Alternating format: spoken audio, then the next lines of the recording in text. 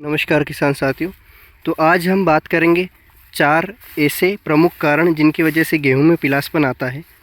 और जो पीलासपन होता है वो कहीं दिन तक दूर होता नहीं। किसान साथियों, ये जो अवस्था है 30 से 40 दिन के बीच में, यह टिलरिंग की अवस्था है। मतलब गेहूं इस समय काफ़ी फुटाव लेता है और अपना पौधा बनाता है। किसान साथियों, यही वह समय है जिस समय गेहूँ अपने बढ़वार आगे बढ़ाता है और प्रकाश संश्लेषण से अपना भोजन बनाकर पौधे तक, जड़ों तक पहुंचाता है। तो बात करते हैं अपन पीलासपन का जो पहला कारण है उसके बारे में। तो किसान साथियों, कई बार जड़ में कुछ ऐसे फफूंद या रोग लग जाते हैं जिनके कारण गेहूं अपना भोजन नहीं बना पाता और जड़ें सूख जाती है, जड़ में कीड़े लग जाते हैं और पौधा धीरे धीरे खत्म हो जाता है।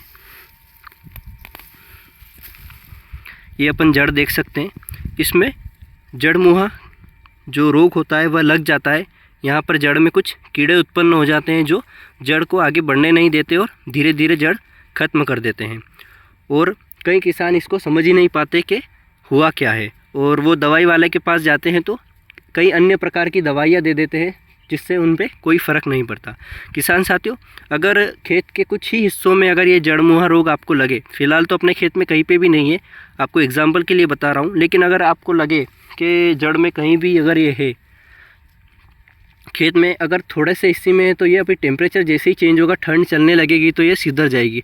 लेकिन अगर पूरे खेत में अगर ये है तो आप कहीं ना कहीं फिप्रोनिल 0.03% या रिजेंट बायर का जो है उसका अपन प्रयोग कर सकते हैं यूरिया का साथ, जिसका जो रिज़ल्ट है वो 90% आपको बहुत शानदार मिलेगा।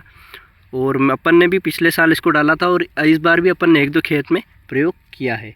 अगर आपने स्प्रे करना है तो आप फिप्रोनिल डाल सकते हैं 30% SF के साथ, जो कि बहुत शानदार रिज़ल्ट वो भी देता है। किसान साथियों, पहला कारण तो यही है, जड़ मुहा रोग के कारण या किसी कीट या कीड़ों के लगने से पौधे का पीलासपन उत्पन्न होना और पौधा ख़त्म होना। और दूसरे एक बात करेंगे दूसरे कारण की, तो वो है अपने कई बार जब होता है कि जो जिंक सल्फेट और पोटेशियम की कमी हो जाती है पौधे में, तो उनसे भी कहीं ना कहीं गेहूं में पीलासपन उत्पन्न हो जाता है। तो अब अपन बात करेंगे कि अपन को कैसे पता चलेगा कि जिंक, सल्फ़र या पोटास की या नाइट्रोजन की कमी, कि हमें गेहूं में कौन से तत्व की कमी कब और कहाँ पे है। तो किसान साथियों, जब जिंक की कमी होगी तो ये जो अपना पत्ता है यह हल्का पीला और हल्का हरा रंग का हो जाएगा और इस पर पीले पीले धब्बे हो जाएंगे, तो हमें पता लग जाएगा कि इसमें जिंक की कमी है। दूसरा है सल्फ़र की। तो अगर सल्फ़र की कमी होगी तो कहीं ना कहीं यहाँ से यहाँ तक पीलापन आ जाएगा और पूरे जो पौधे हैं नीचे से ऊपर तक पूरे पीले होने लगेंगे। तो अपन तब अगर ऐसा लगे आपको आपके खेत में, तो आप समझ जाइए कि इसमें सल्फ़र की कमी है। और अगर पोटेशियम की कमी देखनी हो तो किसान साथियों, ये जो पत्ता है इसके बीच के तने में जो आपको लकीर दिख रही है, ये थोड़ी अलग कलर की हो जाएगी, बैंगनी हरे टाइप की हो जाएगी। और अगर पौधा ऐसा हो जाए तो आप समझ जाइए कि इसमें पोटेशियम की कमी है। फिलहाल की स्थिति में अगर नाइट्रोजन की कमी देखी जाए तो पौधे में जो बढ़वार होती है वो हल्की हल्की मध्यम कम दिखेगी। कई हिस्से में जैसे गेहूँ बड़े हुए दिखेंगे, कई हिस्से में गेहूँ छोटे छोटे दिखेंगे। अगर ऐसी अवस्था में दिखे तो आप समझ जाइए कि गेहूँ में नाइट्रोजन की कमी हो चुकी है। किसान साथियों, जो तीसरा मेन रीज़न है वह है सिंचाई का, जो बड़ा ही नॉर्मल है। कई बार किसान साथी ऐसे भी होते हैं जो जल्दी जल्दी सिंचाई कर देते हैं और उसके कारण भी पीलासपन बढ़ जाता है।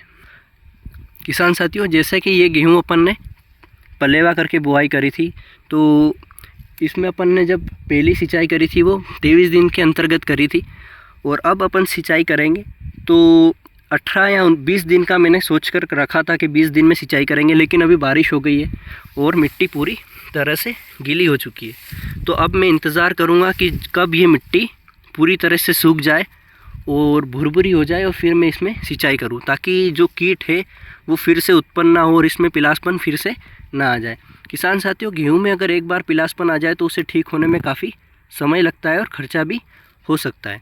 अगर आपके पास पानी कम है तो आप कहीं ना कहीं 10 से 12 दिन ले सिंचाई करने में, और आपके पास पानी अतिरिक्त है और परिपूर्ण मात्रा में अगर आपके पास पानी है तो कहीं ना कहीं 20 से 22 दिन या 18 से 20 दिन भी लेंगे अगर सिंचाई करने में, तो आपका फ़ायदा ही फ़ायदा होगा। किसान साथियों, एक और रीज़न है, कई बार पीलासपन है ना ये गेहूं में मौसम के कारण भी हो सकता है, धूप नहीं मिलती तो पीलापन आ जाता है। बाकी जो तीसरा रीज़न मैंने बता दिया है, सिंचाई से काफ़ी दिक्कतें आ सकती है। अगर जल्दी जल्दी सिंचाई करते ही रहेंगे, एक के बाद आप पानी लगाते रहेंगे, बीच में थोड़ा समय नहीं देंगे इसको अपने भोजन बनाने के लिए, तो गेहूं पीला आराम से पड़ जाएगा और आपको काफ़ी दिक्कत देखने को मिल सकती है। किसान साथियों, बात करेंगे चौथे रीज़न की, जो कि थोड़ा सा कहीं ना कहीं किसान गलती कर देते हैं। तो वो जो है अपने, जब किसान 240 का स्प्रे करता है, जो कि खरपतवार नियंत्रण दवाई होती है 240, उसका स्प्रे करता है, तब थोड़ी सी तेज़ डाल देता है। या गुल्ली डंडे के जो पाउच होते हैं, जब अपने दवाई वाले 3 पाउच डालने का कहते हैं तो 4 या 5 डाल देते हैं। या जब आप गन चलाते हैं तो कहीं ना कहीं कोई चारा ज़्यादा होता है तो वहाँ पे ज़्यादा फुहार मार देते हैं, तो उससे भी पीलापन उत्पन्न हो जाता है। किसान साथियों, हमेशा दवाई का ओवरडोज गेहूं के लिए ख़तरनाक होता है, इसलिए आप दवाई का थोड़ा कम स्प्रे करें और जितनी मात्रा में कहा गया उतना ही करें। कई बार किसान साथी ऐसे भी होते हैं जो ज़्यादा ओवरडोज करके स्प्रे करते हैं, जिससे गेहूं में पीलापन काफ़ी हद तक आ जाता है और गेहूँ बैठ जाते हैं। अब गेहूँ जब वापिस से उसके जो पूर्ण रूप में आएंगे तो 10 से 12 दिन लेंगे और गेहूं लेट हो जाएगा आपका और मरा मरा चलेगा, और फिर आपको उसमें DAP और यूरिया का फिर से छिड़काव करना पड़ेगा और इसमें आपका काफ़ी खर्चा आ सकता है। तो आप कहीं ना कहीं उसमें दवाई का ओवरडोज ना करें। तो कहीं ना कहीं आप दवाई उतना ही यूज़ करें जितना कि कहा गया है। ज़्यादा दवाई का अगर प्रयोग करेंगे तो आपके गेहूं पीले पड़ सकते हैं और फिर आपको खर्चा करना पड़ सकता है। फ़िलहाल की स्थिति में आप गेहूं देखें, 9 इंच की दूरी पे बहुत शानदार हो रहे हैं और फुटाव भी इसका बहुत ही शानदार है।